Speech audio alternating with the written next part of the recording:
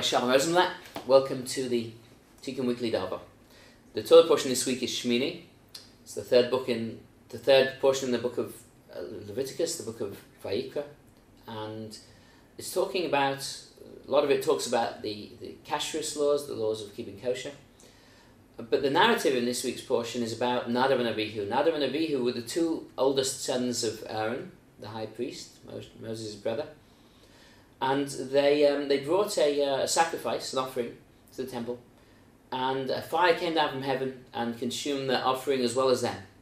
And the rabbis asked, why did they die? What happened over here? It seems a strange thing that these great men, and they were considered great men in kind of Jewish tradition, that they should bring an offering to the temple and they should die. What have they done wrong?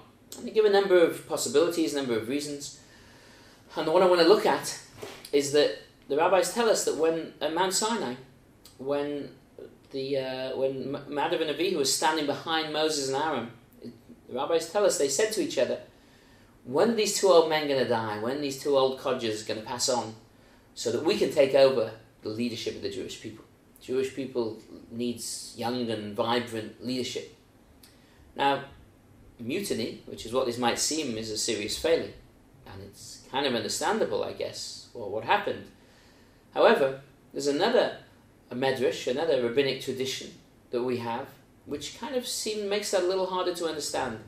It says that when Moses was comforting Aaron, when Aaron's sons died, and when Moses came to visit him at the Shiva, came to comfort him, this is what he said. He said that when God said to me at Mount Sinai that the tabernacle will be sanctified through the death of the greatest of all Jews, I figured, Aaron, that God must have been talking about you and me, who are the greatest of all Jews. Now that Nadav and Avihu were the ones that died, I realized that they were greater than us. And that was a great comfort for Aaron. And Moses wasn't playing games. He meant it. He meant what he said. And in a certain way, Nadav and Avihu were greater than Moses and Aaron. Well, if that's the case, then what was wrong with them wanting to take over the leadership? I mean, they were right. They were sincere. They felt like they could have been better leaders, and the truth was that they could have. Rabbi Noach Weinberg, Alav Shalom, my rabbi, taught to me something which I think is incredibly insightful on this point over here. You know, let's say you have somebody walking down the street. He sees a homeless person. Sees a homeless person starving, needing food, hungry. He turns to his friends and he says, you know, isn't it terrible? Terrible, the government of this country. We live in a country where the government doesn't take care of homeless people on the street. Government doesn't feed the homeless. And there's truth to what he's saying, but he's missing a deeper truth. Isn't it terrible that he lives in a country where human beings walk down the street and don't care themselves? Human beings walk down the street and instead of helping a homeless person, they blame the government for not doing so. It's missing the point. Ask not what your country can do for you. Ask rather what you can do for your country. John F. Kennedy's saying, I think, is no less relevant today than it was in his time. Nadav and Avihu were not mutinous. They cared about the Jewish people. They wanted the best leadership, and they felt, rightly so, that they could do a better job.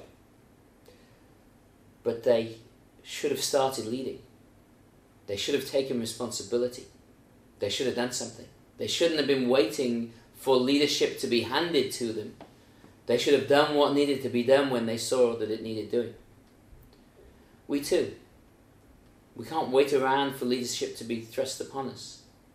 We need to look and see what needs doing and take responsibility for it, and try and contribute, try and be a part of the solution, not part of the problem. Leadership is not something that is other appointed leaders don't have more responsibility than we do. They might have more power, but the responsibility for our society, for our world, is shared equally amongst all of us. It's shared equally amongst all human beings. Leadership is not an appointment, it's not a privilege, it's an undertaking. And anyone who undertakes to try and do something, anyone who undertakes to care, to reach out, to solve, to work, to contribute towards solving a problem is taking leadership, and you don't need to be appointed to do that. You don't need to be told to do that. If you see something needs doing, then go and do it. That was the mistake that Nadav and Avihu made. They were waiting. They were waiting for it to be handed to them on a plate, not taking responsibility where it needed to be taken. Instead of blaming our government and our leaders, as we like to do, for failing to solve all the ills of our society, I think we'd be a lot better off if we considered for ourselves what those ills were and we contributed towards solving them ourselves.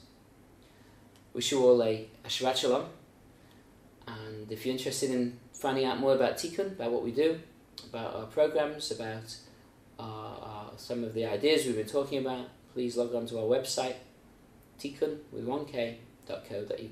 Thank you.